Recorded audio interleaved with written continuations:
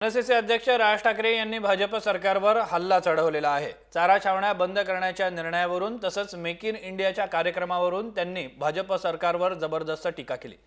राज ठाकरे यांनी पत्रकार परिषद घेऊन ही भूमिका मांडलेली आहे। राज ठाकरे नेमकं काय म्हणाले आपण पाहूया। मुळात जो नंतर तुम्ही जो निर्णय घेता तो आधी का नाही करत? ही गोष्ट कशासाठी तुम्ही करतात की पहिल्यांदा चारा छावण्या बंद करायच्या आणि मग अंगावरती आल्यानंतर मग बदलायचं त्याच्यामध्ये कशासाठी करताय? त्यांची भूमिकाच मला आजपर्यंत कळलेली नाहीये। ते विरोधी पक्षात आहेत का सत्तेत आहेत?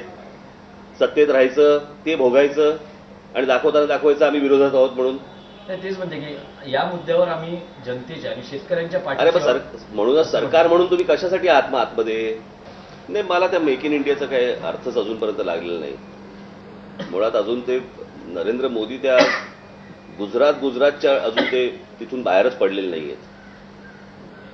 मग त्या मेक इन इंडियाचा मी तो लोगो आणि सिम्बल पण बघितला। सिंह का तर गुजरातचा गिर त्यांचं ते फॉरेस्ट मधलं तिकडचा सिंह आहे म्हणून त्यांचा मेक इन इंडियाचा पण सिंह।